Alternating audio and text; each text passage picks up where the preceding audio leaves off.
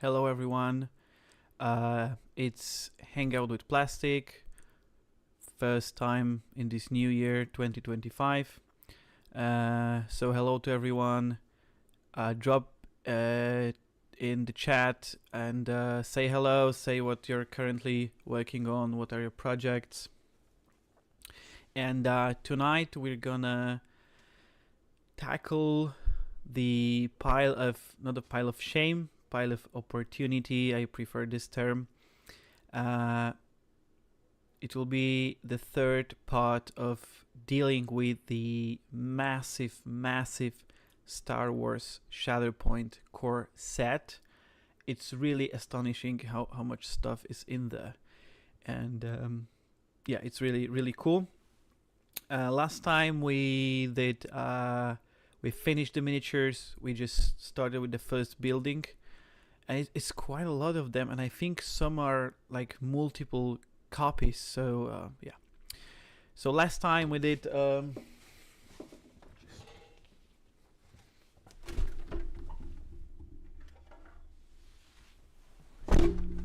Oops, sorry.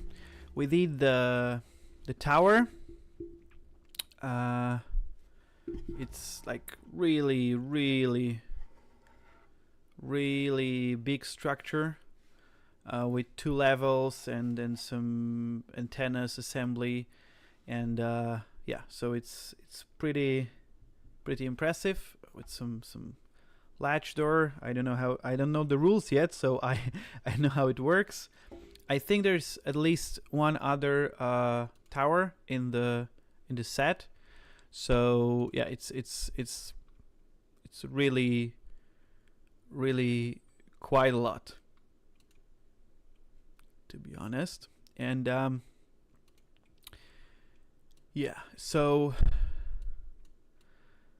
let's take the other one, which is the tech shed. So yeah, I will just have to dig through that huge bags. I think it's marked R. Man, is this the R parts? R09. Yep. So that's the thing, and it's just that, or it's more. We'll see in a moment. It's pretty big model. As I said last time, I'm not a fan of all the joints, because I think when you have such big pieces of plastic, it would be nice to have better connections. So like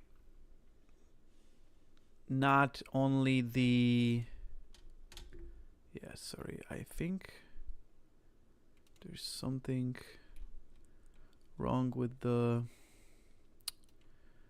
stream. Yeah, I have to correct some settings, and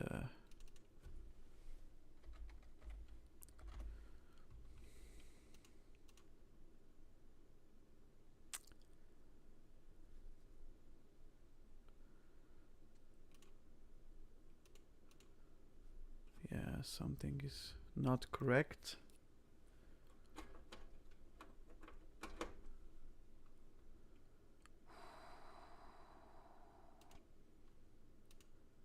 No.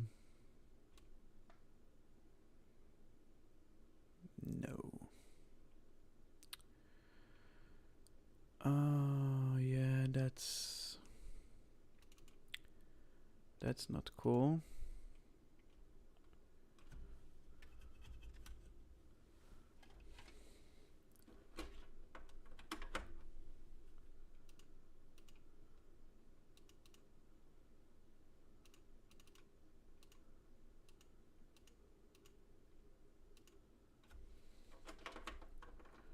Sorry for the lack of image, but something got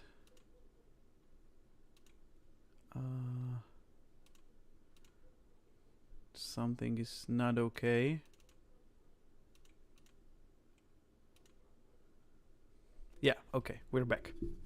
So, as I was talking last time, when you have such big pieces of plastic, I mean, it's nice that you have some places where for example, the upper deck will go in this this crevice, whatever, and it's nice to have these kinds of connections. They are pretty secure, I think, but there are some other parts where I think they may be insufficient when you consider it's not only a display part, right? So you have to glue it really well, and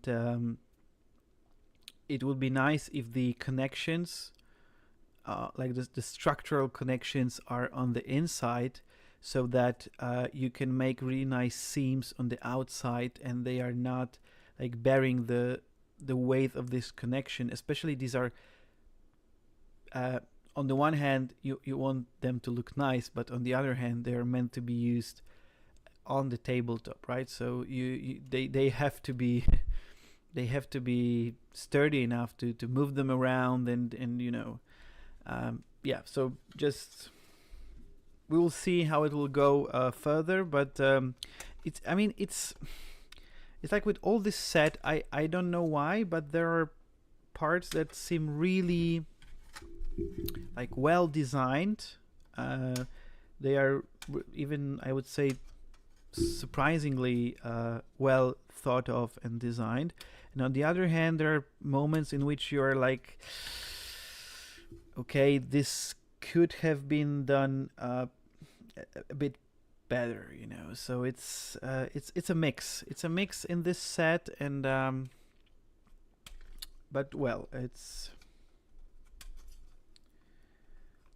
I bet it's difficult. I mean, if you started your adventure with miniature board games, miniature tabletop games, or you're just into this niche, you may have heard about the Inquisitor game. It was like a 54 millimeter scale, and it was quickly abandoned by the Games Workshop.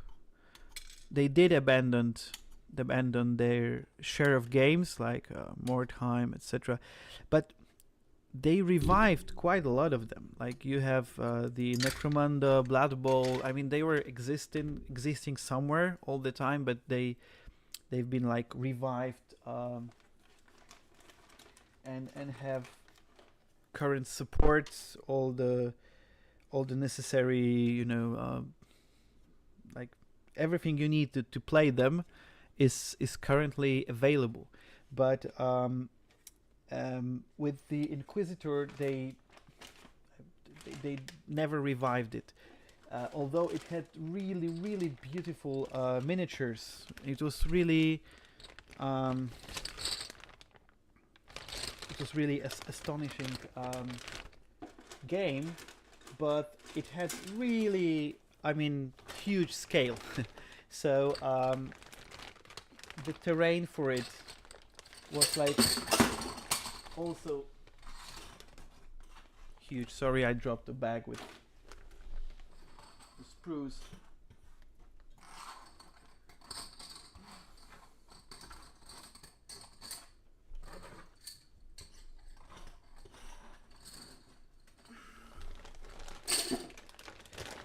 So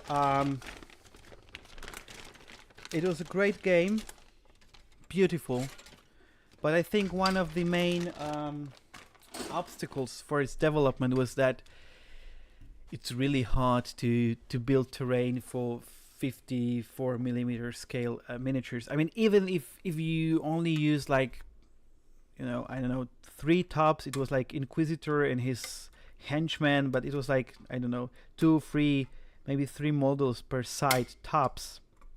And I understand that one of the other obstacles for this game to be really mainstream was that the idea was that you have a like DM, the dungeon master, game master, not playing the game, just leading it, because it was too much in the rules. It was like RPG, more kind of more similar to RPG game, but and maybe it wasn't rewarding enough for the DM compared to like regular RPG to to get into it in this role. But apart from that, I think it was really challenging to have room for that and really make some nice terrain, because I mean, consider when you paint anything that's like vehicles or big buildings, big parts of the board, it's like,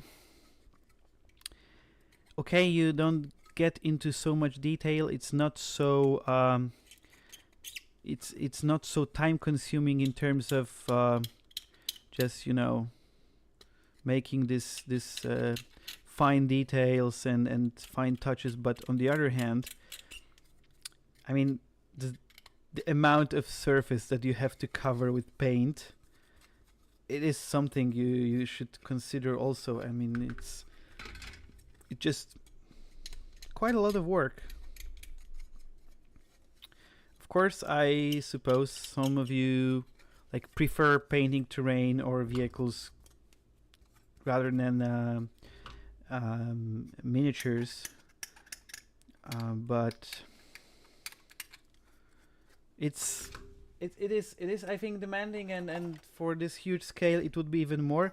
And here I mean, it's nice. These parts look pretty nice, but again, it's in this scale it gets tricky, because all these little like buttons, and they're quite big. They are not very detailed for their scale, and you have big empty areas like when you have like G-dubs terrain, it's all filled with some arches or I don't know, something. And here it's also weird for me that they look rather like clean, like fresh, undestroyed, and you have like one crack here, one crack here, one crack here. I mean, maybe it's realistic, but or maybe it's just this like cartoony aesthetics, but I mean, I don't know. I don't have much experience in painting terrain, or rather close to none, so this will be interesting for me to paint these, but it's not that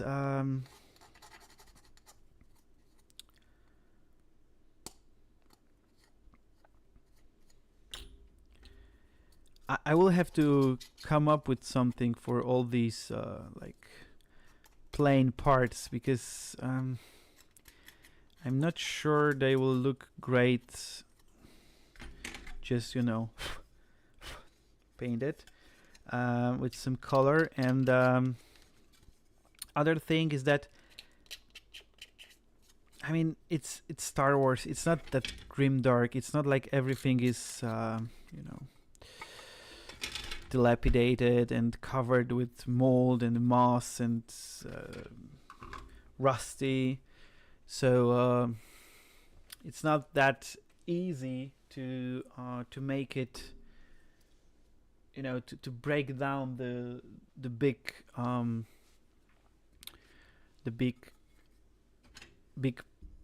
plain area, right? So yeah, so this goes here. Yeah, and again here it's like there is some area to connect. It's not bad, but you could use more. It's like this whole surface is like, it's not used for the connection, because when you look at here, it's like okay, this way. I don't think you can. Yeah, maybe you can see that. It's not. It just these little teeth, but it's I don't know. Maybe I demand too much. It's not like you know, it's not like a it's not the working part. It's a model, but still, I would say you could do more to make it sturdy. And oh, and here it's especially like, yeah, I mean, this is not really not, I mean, this should go deeper, I think. No. Yeah, this is a bummer. This is not a good connection. It's really, you know, it's not, yeah, it's not cool. It does not look really good or sturdy. I think I will start with the front part to make it easier for the rounded part to be glued to both sides at once. But yeah, it's, again, it does not make you feel confident. Like, it's, again, it's not something to put on the shelf. I mean, nothing in this box is to be put on display. It's meant to be played. So again, these very thin, like ultra thin lightsabers, it's something that really, I'm wondering how can you, like, I don't know.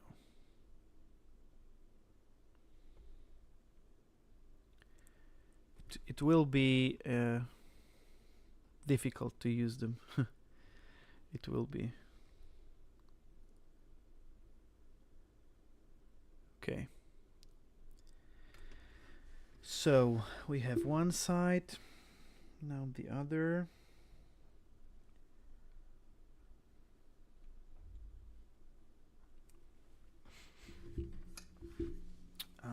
Yeah.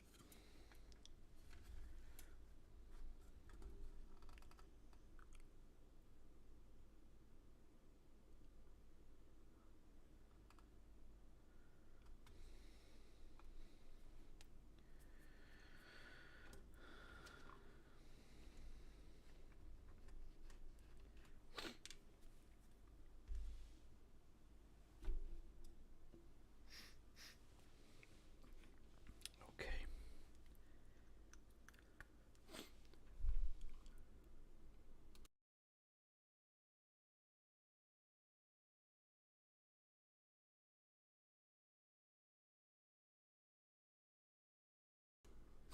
Okay, and now the most difficult part. Yeah, does not look nice. And how does the top go here? Okay.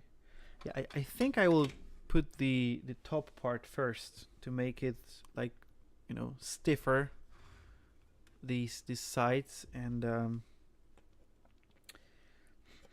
it seems like the better idea than to follow the official instructions, which are, again, I have to warn you, you won't find the assembly instructions for anything inside the box. Or I missed something, but I didn't find it, and they're on the website. It's nice. Maybe it's, you know, saving some paper, because you will use this assembly instructions like once. But on the other hand, I mean, I don't know, maybe you can manage browsing these instructions on your phone, but if not, you're left with the computer screen, which may not be like the coolest option for everyone, so you will print it anyway. I mean, I don't know if it was like, it is a bit weird for me. I mean, I buy something that requires assembly, and I don't get the instructions. I don't know. Oh, and so that you know, they are mostly black and white. It's just some yellow accents. So it's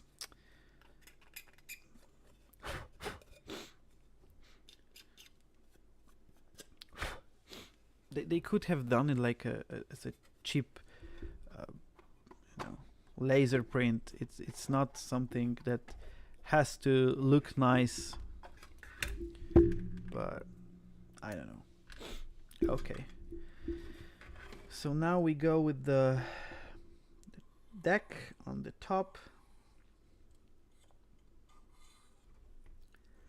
I have some ideas for this terrain,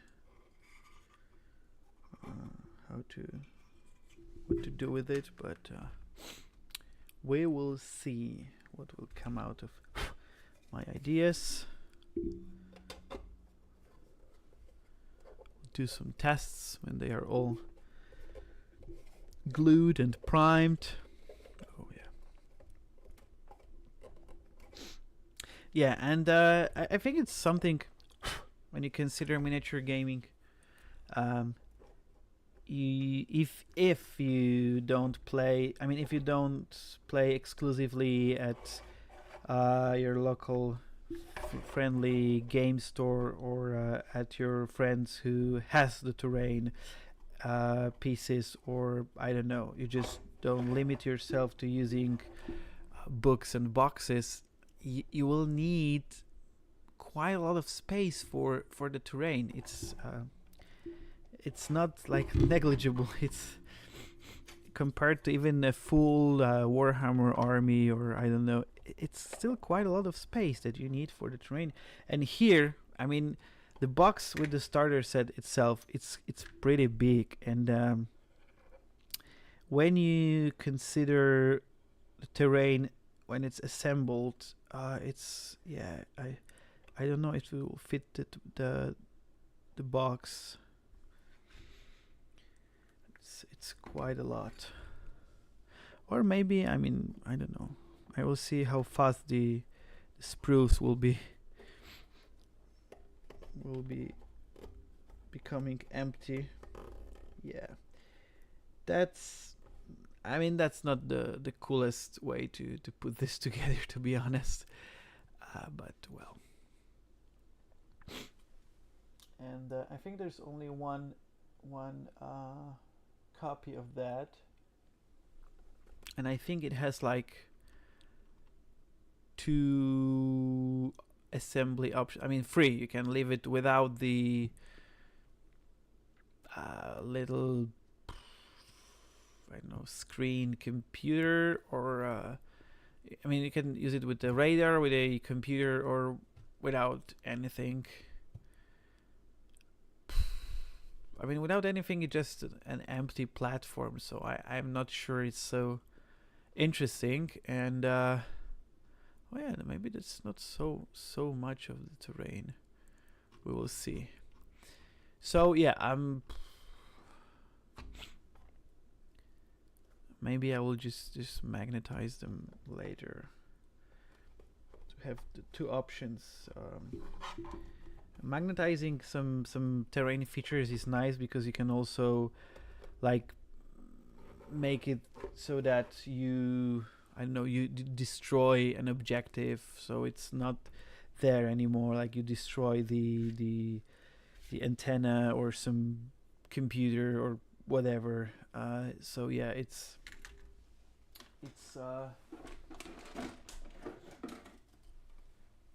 always a nice idea, but yeah, we'll see how it will go. Yeah, okay. So we have the parts for the some control panel, and I mean, this control panel is interesting because it has some nice details, some fans, some grills, or how you call it. Yeah, it's interesting. It has some potential to do something interesting, to make some like focal point of the building, introduce more color, more detail. I think it will maybe nice.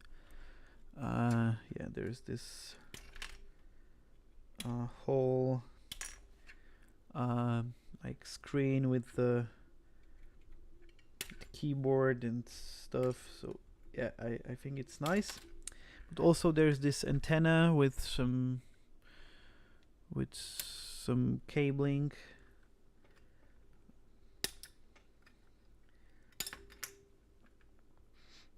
I mean, if I were them and I would make such you know, big terrain with big parts and with some nice details, I think I would like design them to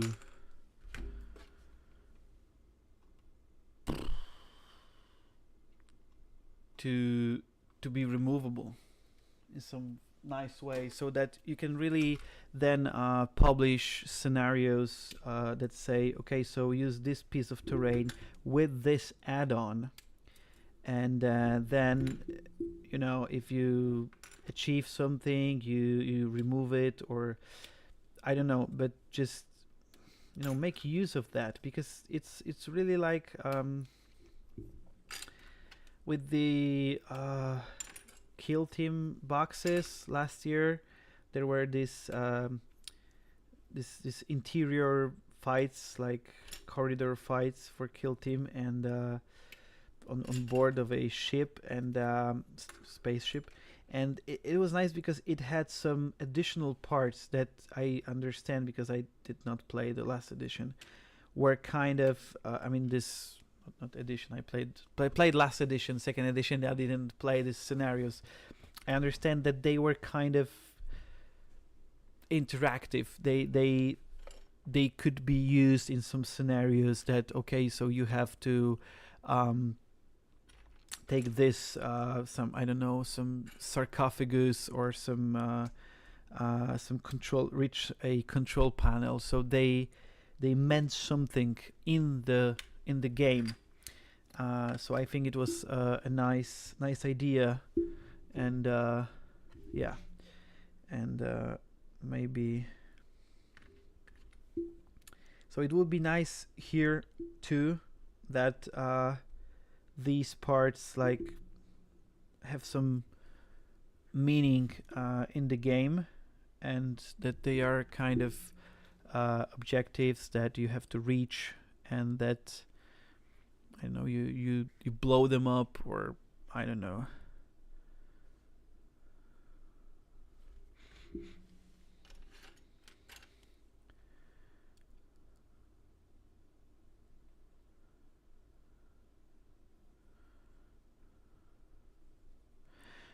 But I understand it's not so easy to incorporate removable parts if you want the thing to be painted, because then you need to leave some holes. And but on the other hand, the Into the Dark, or how it was called, this like interior fights for Kill Team, there was a modular board so that you can change the arrangement of corridors and rooms, etc. So, you know, it's not impossible. So yeah, I think, I mean, it requires some design engineering, but I don't think it's impossible to make parts like rearrangeable or removable for the... No, I have to prep this better. For the game purposes. And yeah, because it's always nicer than when your objective is not like a piece of cardboard or plastic or paper that is, you know, just a circle in some part of the board, and you just have to reach it and be there for some amount of time during the game. It's nice when it's like this. It has some meaning. I mean, at least for me, it's nice if it has some meaning, and you know, it's how it looks is somehow related to what it does, what, you know. Yeah, this looks interesting. This whole control panel assembly.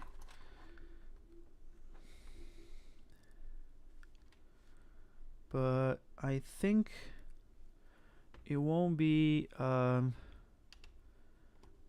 difficult to just, you know, leave it separated and just, you know, put it here. It does not have to be glued. So yeah, that's cool.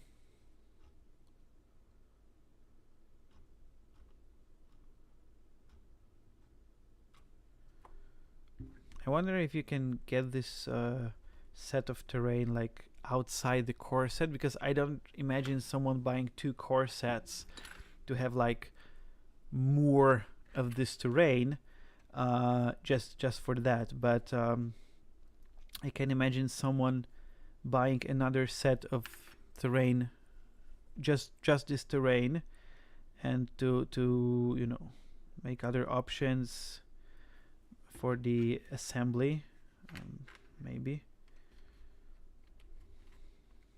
But yeah, we will yeah, okay, so this goes here. So yeah, because if it's sold separately, then maybe all these options make more sense. Because on the other hand, I mean, if this first part that I built last time, if it can have like 3 stories, 2 stories instead of 1, why make 1? I mean, for the game, I assume it's always more interesting to have more options. But I don't know, maybe I'm wrong. Okay, so this I can try to assemble, this mounting for the dish. I could try to assemble in a way that it will be possible for it to tilt up and down. It's gonna be a bit tricky, but maybe not that much. I just need to keep the glue away from the axis.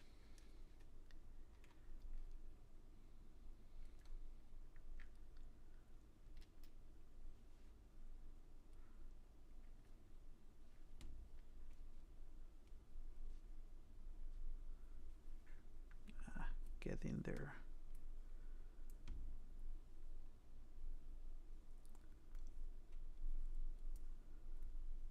Nope. But why? It did not fit. It has to clip. Okay, now I have it. And the other side.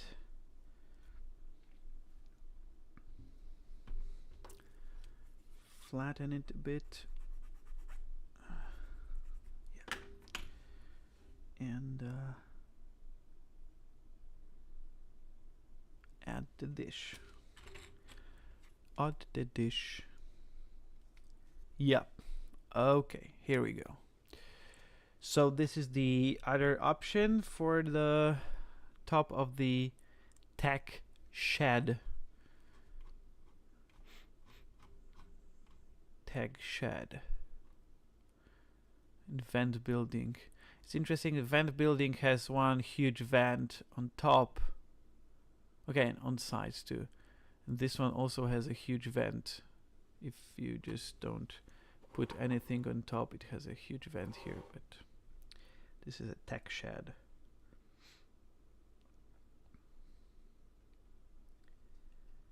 It's quite, you know, equipped for a tech shed, but whatever.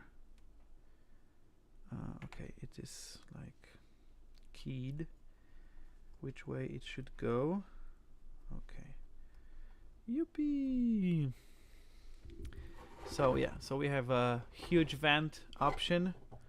We have the dish option and the control panel option, and I won't be gluing them to the deck so that you can use them in the game.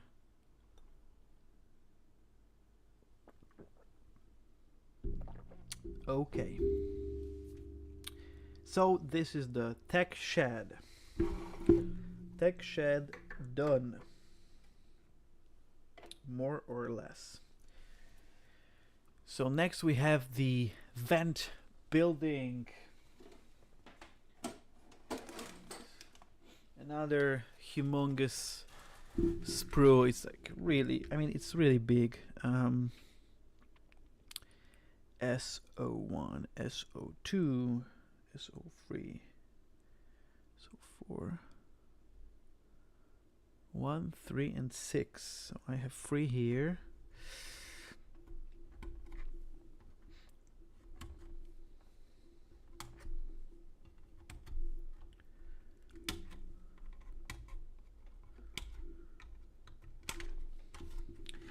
SO3, SO6 and 1, not that sprue.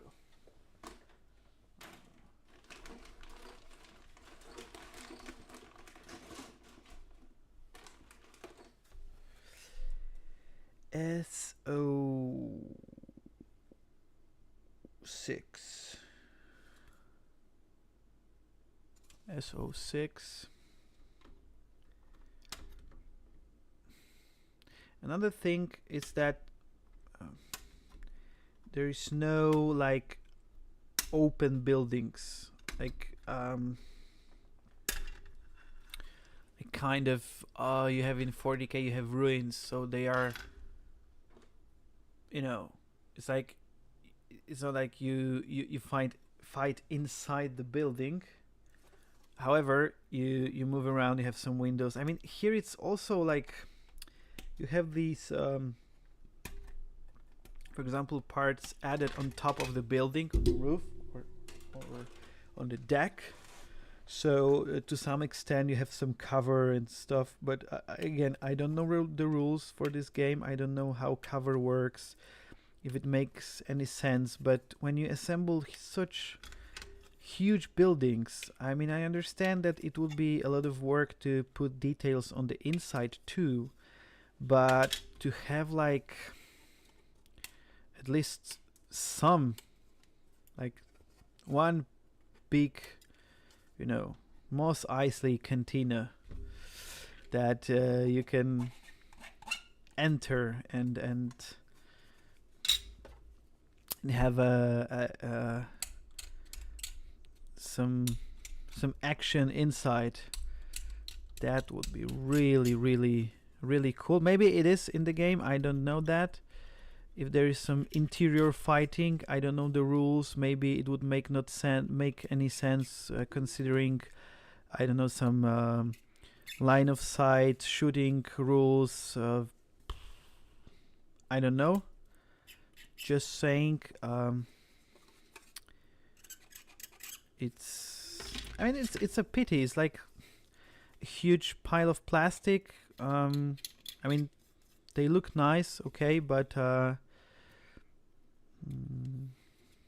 they are they're like boxes, not much with some, you know, hiding behind the window. I mean, when you have ruins, you can use that.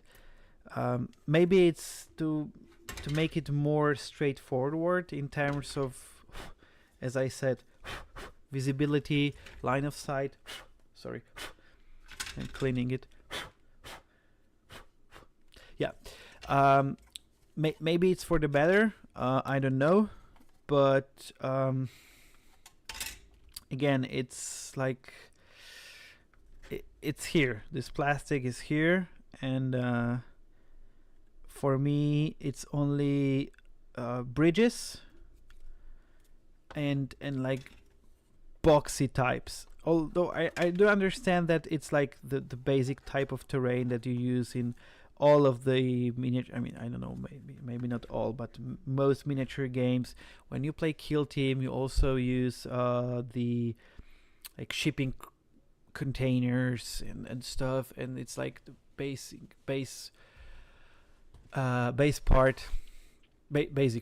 like it's a must. But still, it's like it's interesting when you have the columns. I mean, here you have columns. Okay, you have this you have gantries with some supporting pillars, so maybe it gives something similar to that. You as I said, you have some stuff on the on the roofs of the buildings.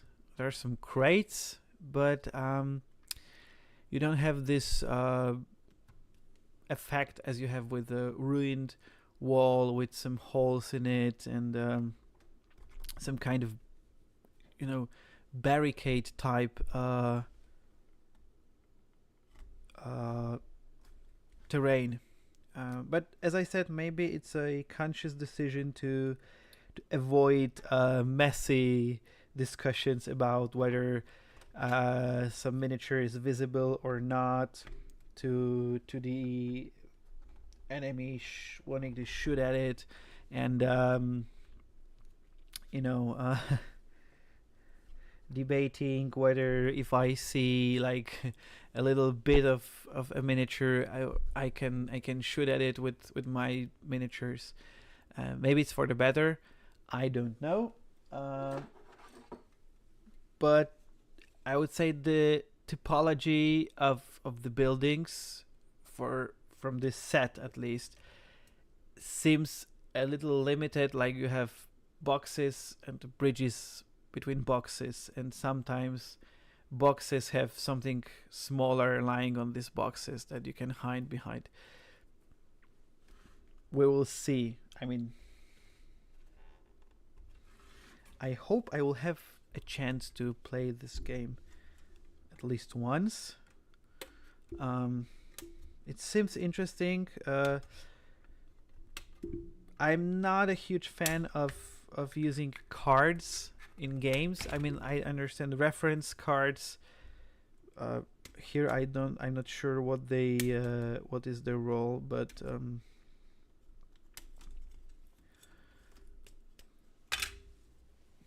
again, I've heard good stuff about the rules of this game. So I think it's true for also for X-Wing. So it's interesting that what's not working for these games, because I think X-Wing is, I mean, correct me if I'm wrong, but I think it's not so like popular right now. It's not so much in like, I mean, I think it's still supported, but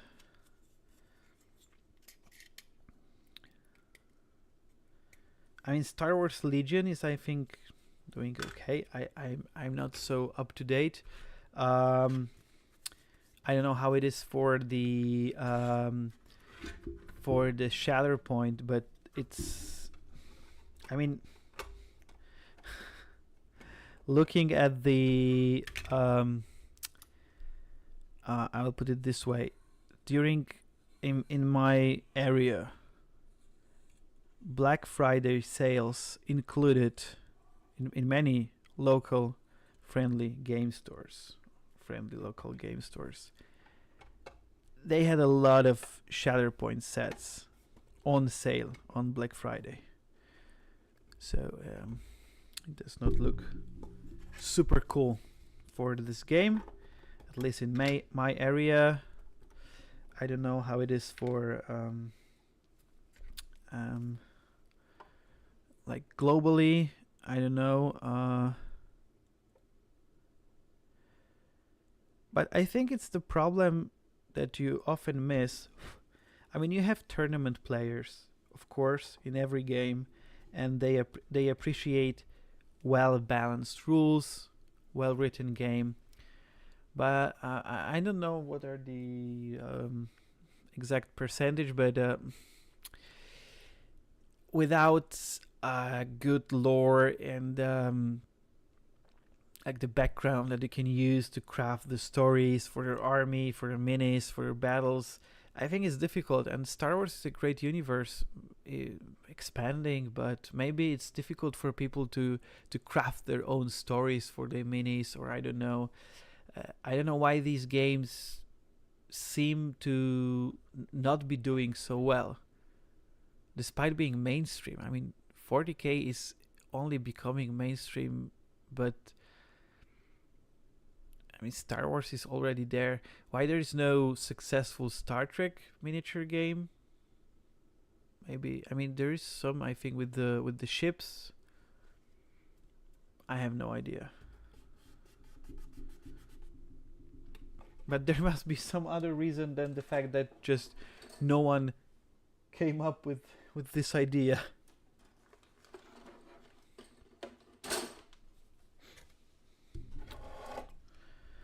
Okay, this is the biggest piece of terrain so far, and yeah,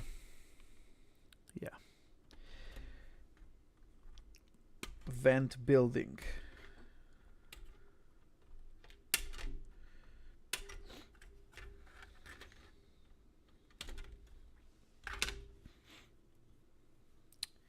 And this, oh, okay.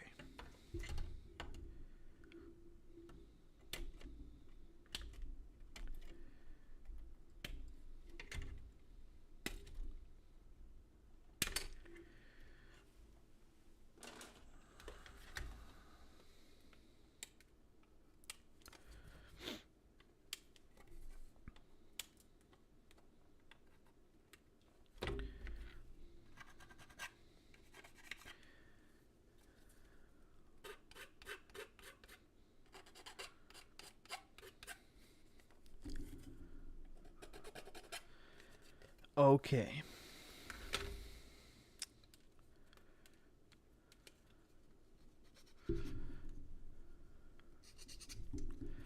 Yeah, so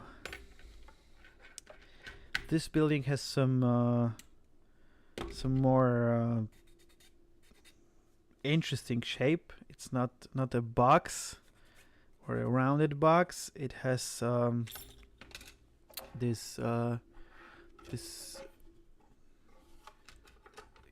it's asymmetrical. It has this vent intake or outtake here. So it gets interesting. The shape is a bit, you know, irregular. It's always interesting to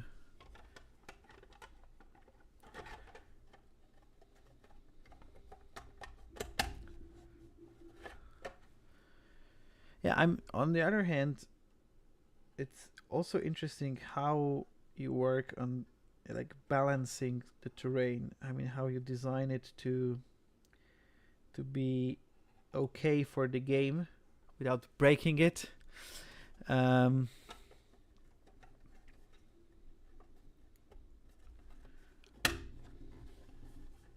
so this is quite substantial amount of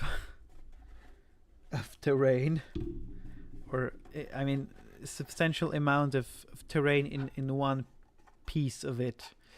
It's really huge, especially that when you consider 40k. I think it's not always like scale appropriate. Like the windows in the ruins are, I mean, they are big, but I don't know if like they're adequate to the scale of the miniatures. Here it's like also like the minis themselves more like true scale. So yeah. So nothing like oversized to make it more visible in terms of equipment in the minis. And here it's also like, it's not smaller to make it more convenient to fit on the board. It's like, okay, it's proper for the scale of the miniatures in the game. So it's nice. It's like being consequent about the idea that it's true scale, but it has costs, as I said earlier. Apart from having to store it somewhere, painting it may be time consuming, maybe demanding, because you have really, I mean, not everywhere, but big flat areas. I mean, it's yeah. I mean, it's always a nice exercise to paint something that is demanding, and it's also cool, but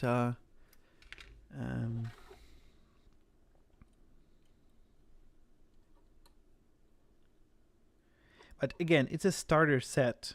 So I would say for a starter set, it may be overwhelming. I mean, even if you want to just, assemble it to play. I mean, I know that push fit miniatures are not like the coolest, and are not really loved, especially, I mean, I think probably among Warhammer fans, but it's maybe difficult to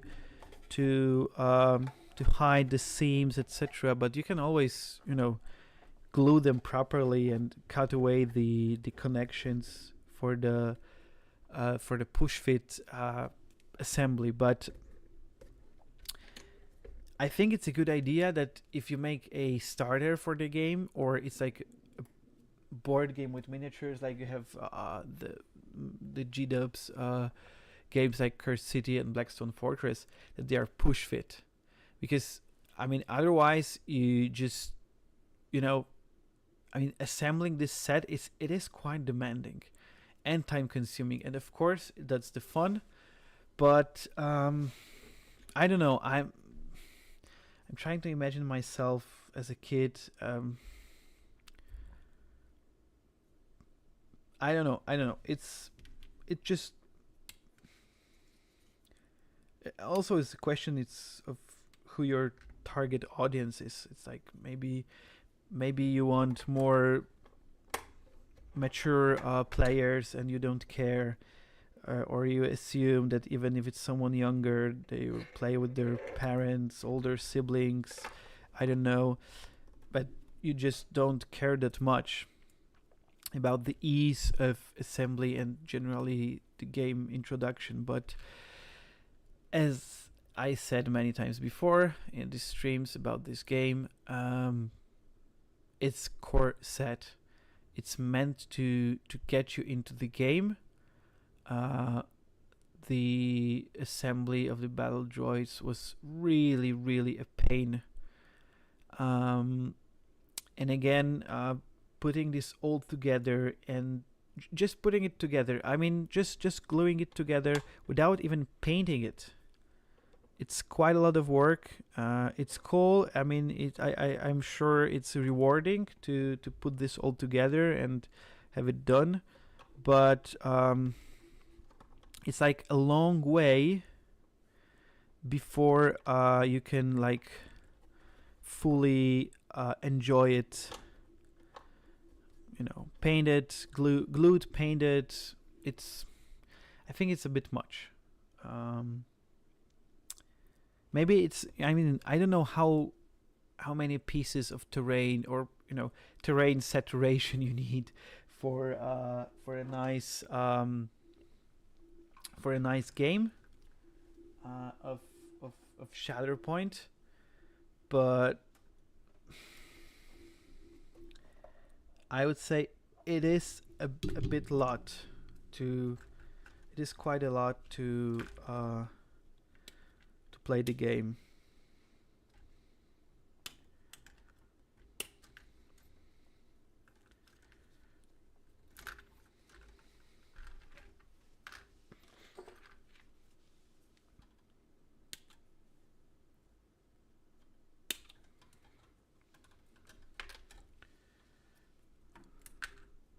So that would be my biggest. I think one of the biggest remarks regarding this set. That I mean, first of all, it's all monopose, but I think there are like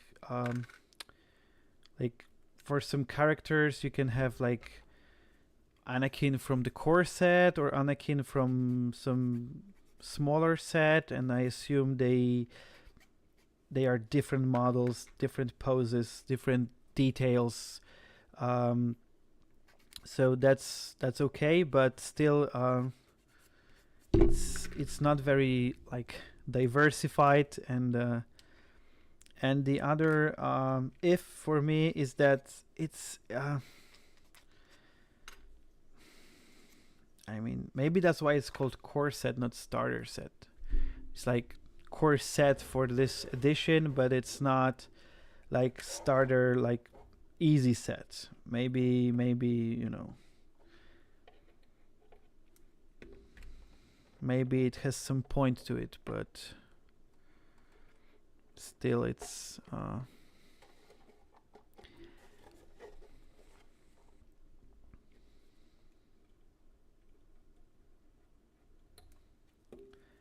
on the other hand, if you really like putting together models, painting them, that's your part of the hobby. You're not so keen on playing.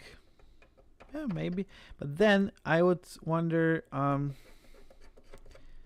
is it really such cool and rewarding terrain to paint? I don't know. We'll see.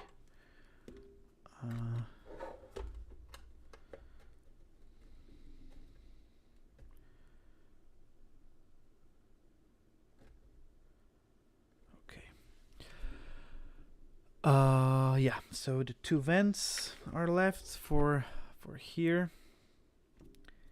Yeah, that's okay, I won't glue these two because it's a bit pointless. I mean, there is like, maybe not, because there is, yeah, it's, I don't know.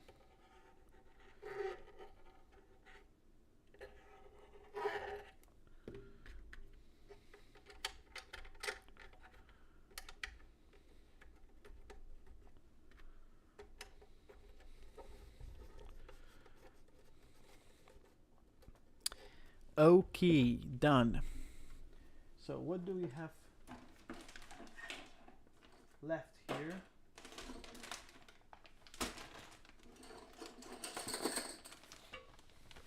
There is one more tower.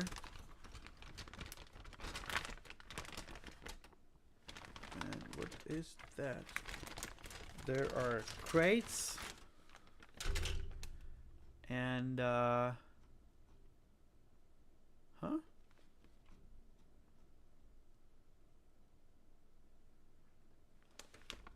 Oh, and gantries. But yeah, the thing with gantries is that you have to decide how you want to arrange them, because you can like there are like end sections and middle sections, and you can just, you know, we can make 4 gantries of different length, and I have no idea what's the optimal way to do them. So I think I will have to put the rest of the terrain together and read the rules and think about how it will be best to put them together, because I mean the safe way would be to make them just each the same length, but it may be limiting. I don't know what's the size of the board. and what are the like good distances between buildings, and whether it's good to have all the upper levels connected with the gantries or not. It's like two sets of buildings. I mean, because it's only like 4 structures: 2 towers, tech shed, and vent building. So and you have like 4 gantries, so you can connect them all, and you have 1 extra. So whether you make it like kind of in a square, they're all connected, and or you know, I don't know, or maybe I can make like it's for the upper levels of towers to connect. It's like make them double height. I have no idea. But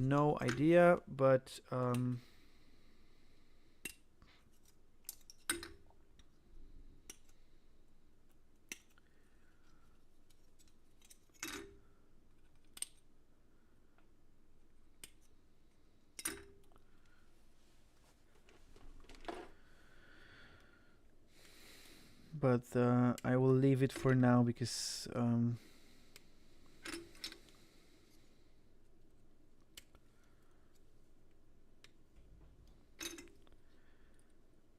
yeah. So there are like lots of crates. Some are a bit dented, or I think all of them. Is it like all of them are the same? Yeah. Oh, really? Oh, that's a bummer. So like all the crates, and there are, I don't know how many of them, like 6, 8. Okay, so the buildings are more or less in a good condition. I mean, they are represented as being in good condition with only some minor cracks here and there, while the boxes are pretty much bent and not in a good condition. However, they all have same mold, I think. Yeah, that's a bummer. I mean, I would make like at least two molds, like the good condition box without dents and cracks, and the other one with, you know, somehow somewhat worn, because it's like with, I mean, of course you can use paint to make them differ, but it's not cool to, I mean, if there is okay, maybe put it differently. If something is like regular, not suggesting it's destroyed or something, right? Then you can have 100 of these boxes and it will look okay. They may be just 100 of not destroyed boxes, but when you have 100 slightly destroyed boxes, and they are all slightly destroyed in the same way with the same dents on the side, I mean, of course you can put them differently, but yeah, it's not cool. I mean, yeah. I mean, just two versions without any dents, and one with dents. It will make, I think it will be much better, because yeah, it's weird. I mean, if you see 2 boxes that are destroyed in the same way, or 10 boxes, it's like, yeah, it's a glitch in the matrix. It's, I mean, it can't be this way. So, and again, okay, you can turn them in different ways, maybe upside down, etc. Maybe it won't be that bad, but yeah.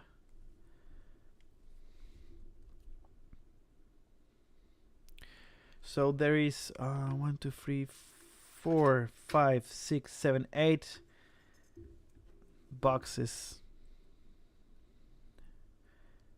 that are a bit worn out in exactly the same way. So yeah.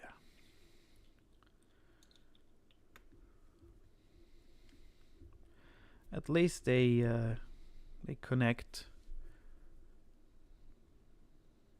okay.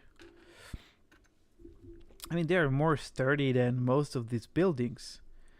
And okay, I understand that they will be moved around too, but they are not for throwing or rolling, and they have really, really sturdy connection and well-designed seams, so that when you glue them, they really look nice and seamless. I don't understand, I mean, why put so much effort into designing these small pieces?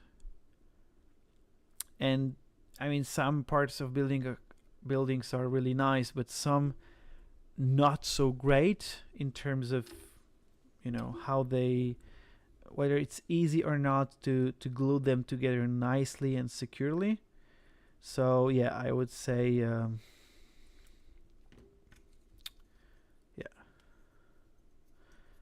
that's a bit weird for me. I mean, I understand that it will be probably maybe it was difficult to do it the other way, so they had to go for this here, and and in other parts they could go for different solutions, and it turned out that this is the best one. But look, it's really well done here, because okay, you have these connections that make a really, really sturdy connection, but then you have this really nice way of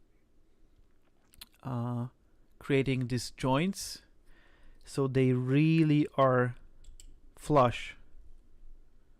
Really, although it's dented here, so it's like it's really difficult because it's not a straight line. It has this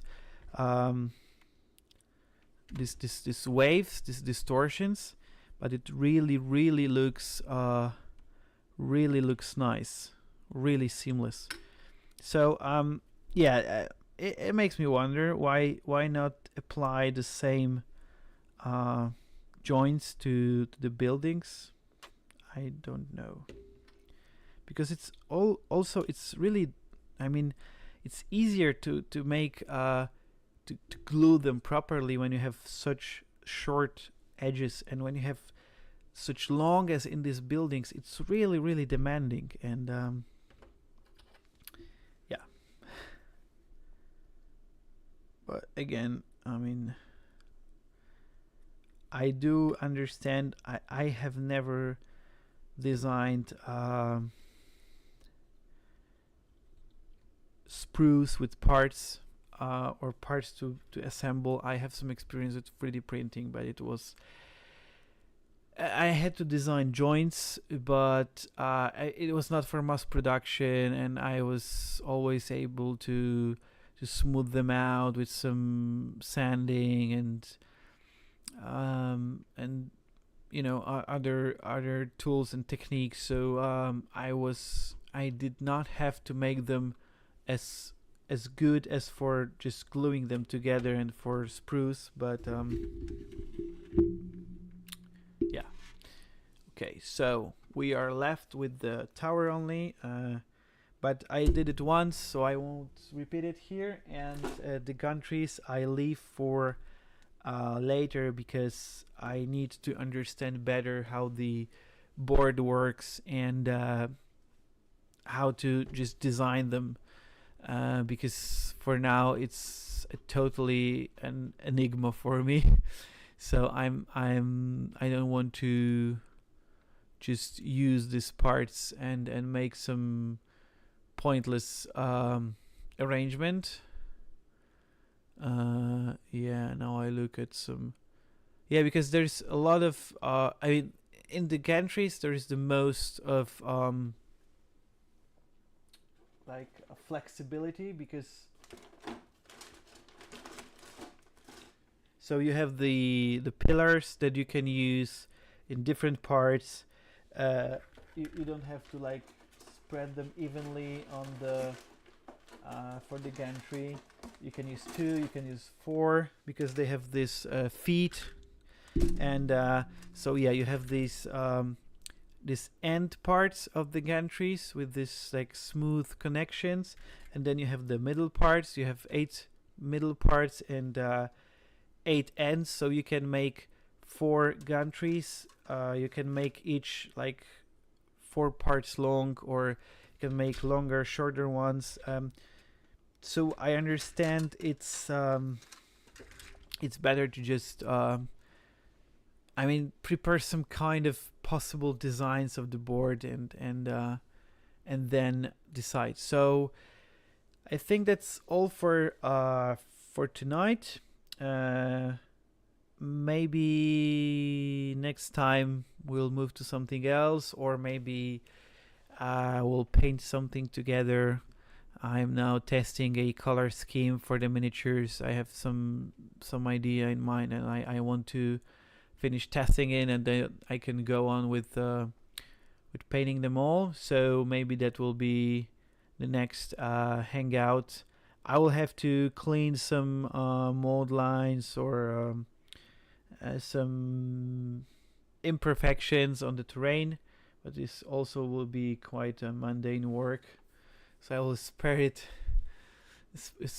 you this. And yeah, but for sure I will do some miniature painting and of the buildings on some next hangouts to show you my idea for how to approach these buildings too, and how to approach bases for minis so that they are not like the box art for this game, or like the most repeated scheme for these minis.